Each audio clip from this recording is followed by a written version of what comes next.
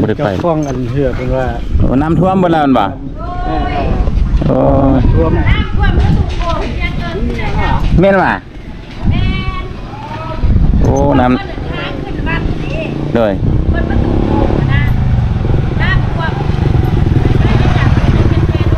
ป้าไปฮอดประตูโค้งพุ่นเลยเหรอวะเดี๋ยวนี้ไก่เติมเนาะ อันมันไหลเข้ามาทางกันทางฟังใต้บุญไหลเข้าหอมมาดิมันบ่ได้เข้าทางหน้าจังซี่ได้มันไหลเข้าทางหอมตัวของแต่มันมีหอมดิเด้อโอ้อันนี้ก็เป็นจุดบนเพิ่นขี่เหือเนาะลงเหือนี่ข้ามไปดอนสิงซูพุ่นสบายดีทุกคนเด้อวันนี้พา FC เฮามาเลาะเบิ่งน้ำคลองแถวบ้านด้านค่ำนี่เนาะทางกันเจือน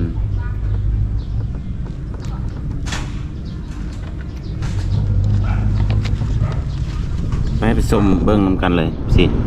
ตอนนี้แม่นอยู่บ้านด้านค่ำเนาะตัวนี้เป็นทางกันเจือนตะกี้นี่น้ำท่วมเลยนี่แต่ว่าทางเบื้องคู่กันเจือนนั่นก็น้ำกันยังท่วมมาเบิ่งระดับน้ำนำกันวันนี้ว่ามันสิขึ้นหลายสำใดวันนี้ก็วันที่11 เดือน 8 ปี 2026เนาะเดี๋ยวนี้เพิ่นเฮ็ดทางเรียบคลองเป็นทางคอนกรีตเนาะเป็นกันเจือนพร้อมเลยตอนนี้มีเสาไฟเยื้องทางเรียบร้อย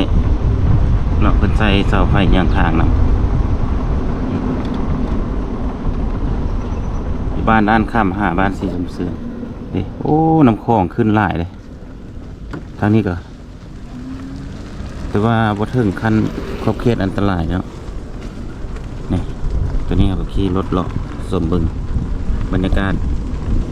เรียบแคมน้ำคลองนี่แถวเกาเลียวน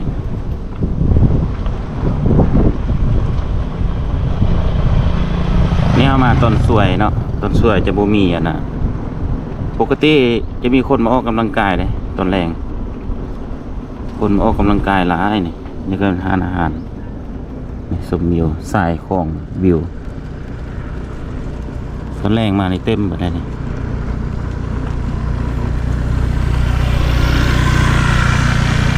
ทีนี้ก็สะดวกสบายเลยทางเพิ่นก็เอา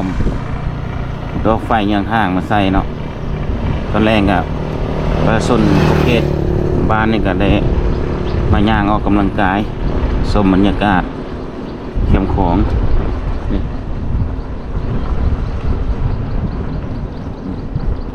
นี่น้ำคลองนะหรือว่ากันเจือนเนี่ยเพิ่นก็เฮ็ดคิดไล่ขึ้นละเนาะคือว่าบ่ท่วมละบัดนี้น้ำนี่จะเป็น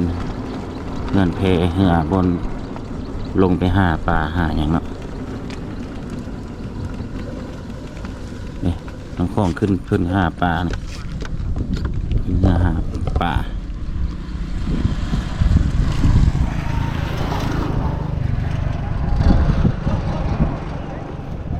ดอนเบื้องนั้นก็จ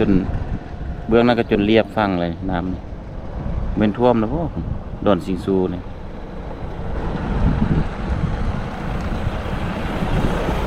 โอ้น้ำขึ้นหลายสินี่อยู่แถวบ้านเกาเลียวเนาะเกาเลียวทางเป็นตัดไม้เฮ็ดทางกันเจือนเลยปกติแถวนี้น้ำจะท่วมเลยประชาชนทหารตำรวจมันได้มาเฝ้าระวังอย่างนี้แหละแต่ละปีเดือน8 เดือน9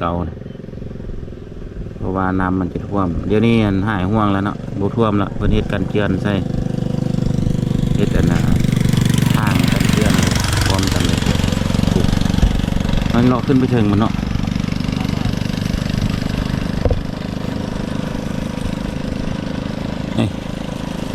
โอ้มีเสาไฟน้ำมากลางคืนมันก็จะหุ่งแล้วเนาะมันมีเพียงมีเสาไฟเลยมันใส่เสาไฟแล้ว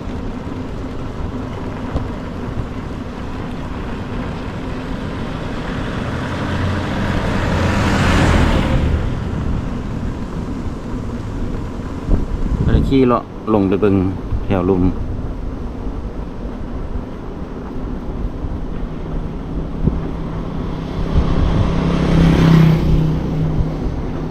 มันก็เฮ็ดทางลงเป็นพักเนาะ FC โอ้ตัวนี้แม่นแท้เนาะโดนสิงซูนี่น้ำท่วมตัวนี้มันเหือที่ว่าขึ้นบนเหือขึ้นไปหาดอนสิงซูฟังนั้นโอ้น้ำขึ้นหลายนะท่วมเลยเนาะบางบ่อนเลยเนาะอยู่พุ่นเนาะโดนสิงซูนท่วมบางบ่อนเลยเนาะแม่นแล้ว โอ้น้ำขึ้นหลาย จะไม่บิดกลับในนึงหรอ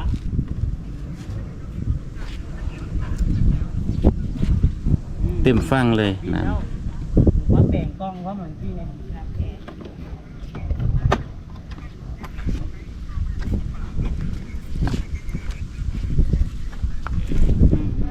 ำคือว่ามันบ่ได้ไปแล้วเนาะพุ่นน่ะเนาะ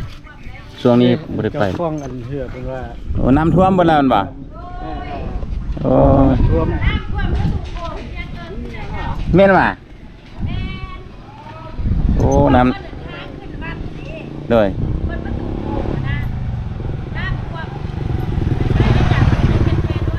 ปลาไปฮอดประตูโค้งพุ่นเลยเหรอวะเดี๋ยวนี้ไก่เติบเนาะ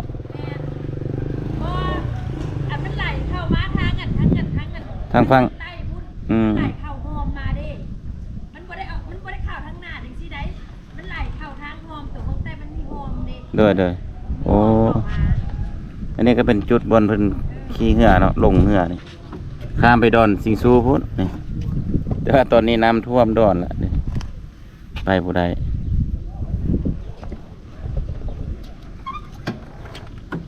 สิเลาะลงไปไต่ก่อนทางลุ่มก่อนพุ่นดอนสิงซูในน้ำท่วมฮอดประตูโค้งวัดแล้วเพิ่นว่าไปบ่ได้ละ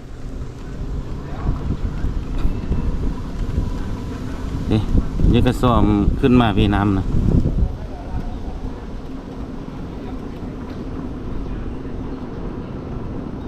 โอ้พุ่นมีทางลงนี่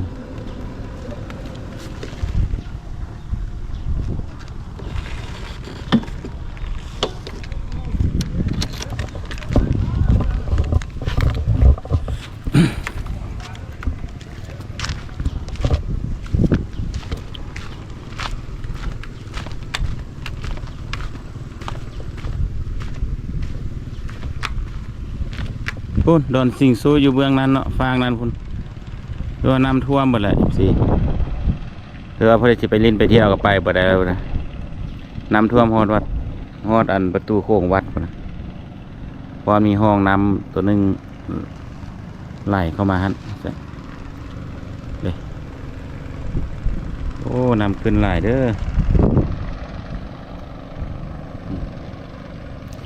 ให้ลงไป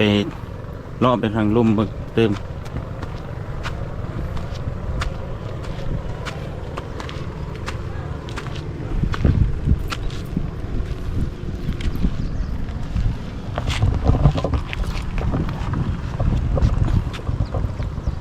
ุดนี้จะเป็นจุดบนเพิ่นประมูลเนาะอันทาง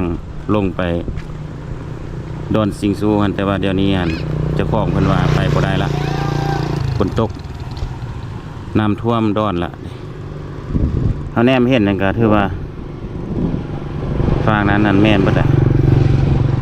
ดอนสิงซูมันเป็นประเทศลาวอยู่เนาะตอนนั้น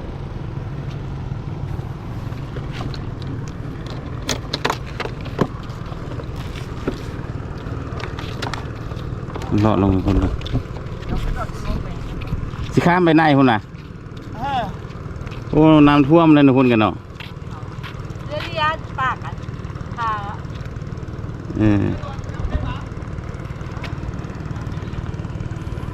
นี่เหือน้อยเขาจะขี่เหือน้อยข้ามไปนะมันนอกตลาด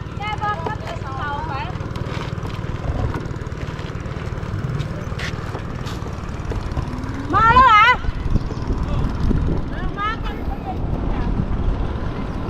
วันนี้ห้ามผ่านแต่ว่าสิน่าจะไปบ่ได้นะแต่ว่าสิลองถ่ายไปถ่ายคลิปฝึกโอ้เพิ่นกำลังทาสีเนาะใส่สีครอบทางตัวนี้ยังบ่ทันได้ทาสีเด้อว่าโอ้ทางเบื้องนี้ก็หายห่วงเนาะกันเจือนสูงนี่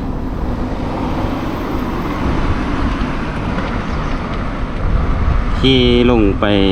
เรียบเบิงสภาพน้ำเนาะน้ำคลองอยู่ทางตอนลุ่มนี่เราสิออกไปทางที่ไข่เลยเด้น้ำคลองขึ้นหลายระมัดระวังกันเด้อทางไตเนาะที่ไหลเป็นไตหมดแหละเป็นลุ่มหมดแหละทางคนกรีดที่เพิ่นเฮ็ดก็ถือว่าสำเร็จ 90% แล้วแหละเนาะเพราะว่ายังแต่ตกแต่งเล็กๆน้อยๆซะดอกไฟมันก็ใส่เด้ไฟยิงทางมันก็ใส่ละโอ้นี่เรือท่องเที่ยวเพิ่นก็ได้จอดอยู่เรือหาป่าน้ำหลายเนาะ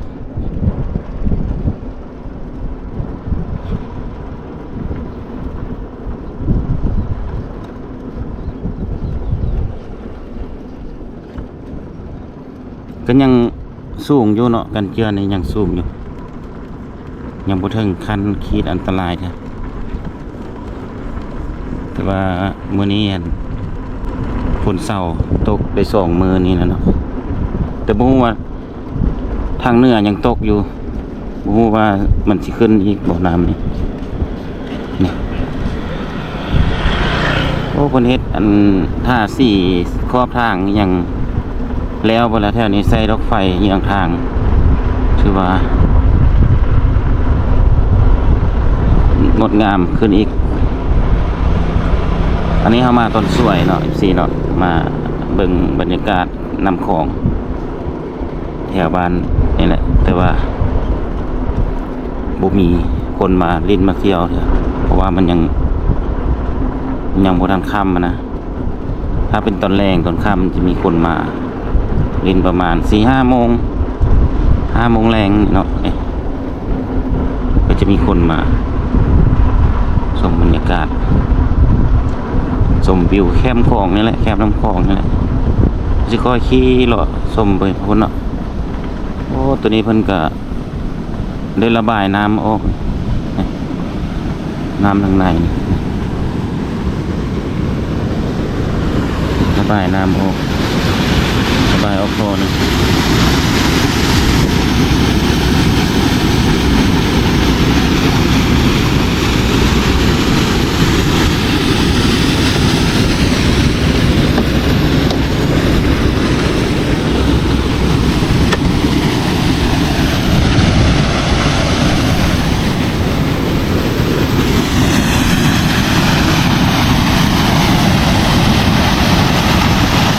ระบายน้ำออกเนาะ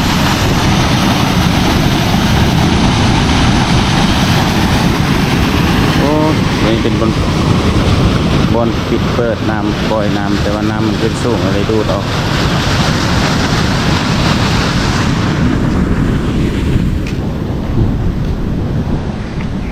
น้ำอยู่บ้างตัวนี้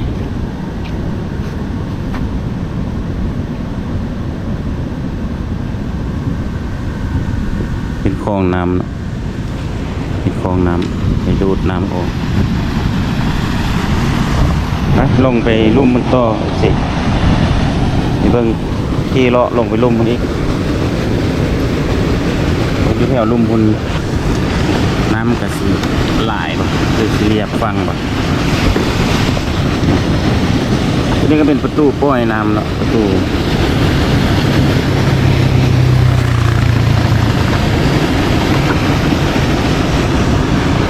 เป็นประตูน้ำตัวนี้นะแต่ว่าน้ำมันนั้นไหลเพิ่นก็ปล่อยอยู่นี่ปล่อยออกลงสู่น้ำคลองแต่ว่าตัวนี้น้ำคลองขึ้นสูงแล้วได้ดูดออกนี่ก็เป็นวัดบ้านสีสมซื่นนี่ก็มีทางลงเฮ็ดบนทางลงให้ประชาชนได้ลงไปเนาะ FC นี่เขาก็คือขี่เบิ่งไปนำกันเลย FC โอ้น้ำคลองนี่จนท่วมหมดเลยผลดอนสิงสูนนี่น้ำท่วมแล้ว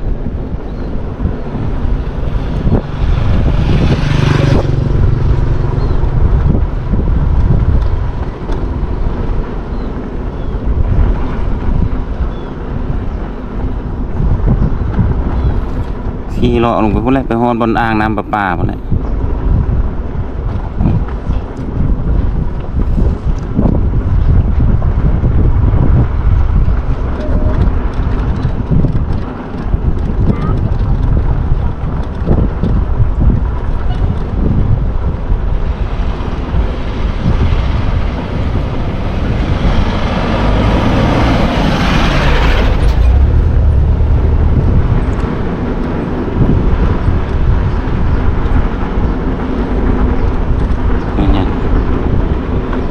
อันนี้กำลังเฮ็ดทางยางเททางยางเนาะนี่สร้างเททางยางแถวนี้ยังบ่ทันแล้ว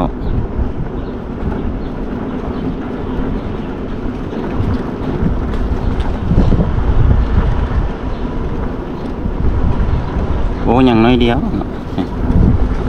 ไปสิแล้วแหละลงมาลุ่มพี่ก็54แล้วดิแค่นี้ก็54แล้วยังประมาณ10 ปลายเมตร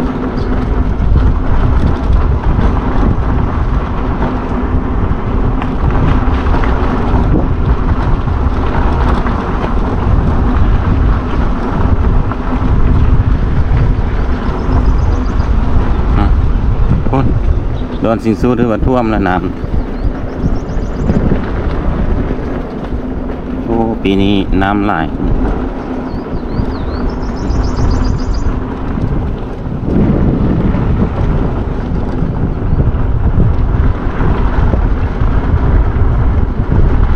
างนี้ก็แถวนี้ก็แล้วหมดแล้วแถวนี้ใส่เสาไฟเรียบร้อยเนาะคลิปก่อนที่ว่าบ้านกำแพงพามานั้นบ่ทันมีเสาไฟเถอะเสาไฟมันหาเขาใส่เด้ออัปเดตล่าสุดเนาะใส่เสาไฟเรียบร้อยแล้วประเทศเป็นทางลงเป็นบอนเป็นมอง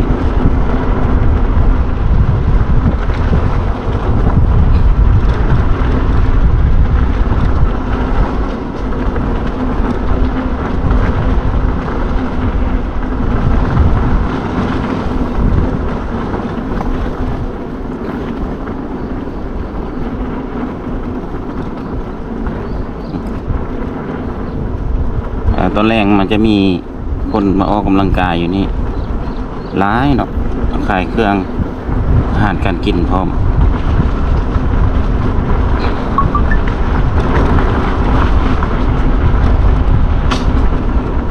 ทางนี้จะเป็นลงมาฮอดอันน่ะสิไข่ท่าบ่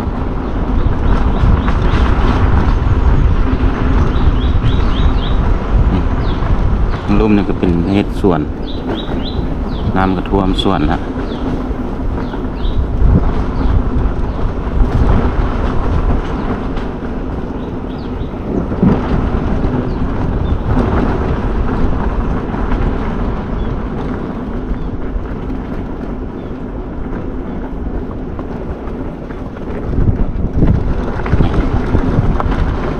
โอ้FCยังน้อยเดียวเนาะบ่ทันเพิ่นบ่ทันแล้วยังแต่น้อยเดียวนะถือว่ายังแต่ประมาณ10 ปลายเมตรแหละเมื่อกี้ในทางคนยางอันนั้นประธานได้เทนะเนาะกำลังมัดเล็กกำลังเทกำลังเท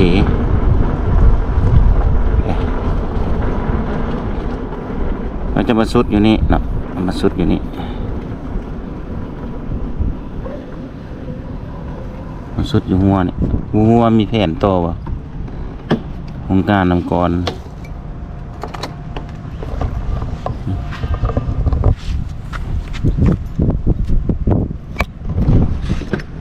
คนฟังนำคลองนะ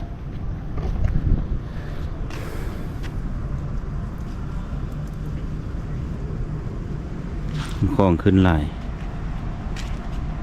แต่ว่าคู่ตัวนี้โอ้เพิ่นเฮ็ดกำแพงใส่เนาะอยู่หั่นโรงเรียนหลังนี้โรงเรียนบ้านบ่ตัวนั้นโรงงานนำกรเนาะตัวนั้นแม่น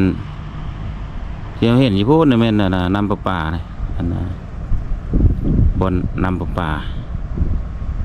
บนดูดน้ำขึ้นไปเฮ็ดน้ำประปาเลย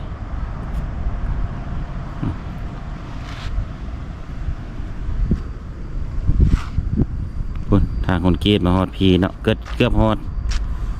บ่อน้ำประปามาแต่ด้านค่ำพุ่นลงมาพี่เป็นทางคนกรีดสะดวกสบายแหละ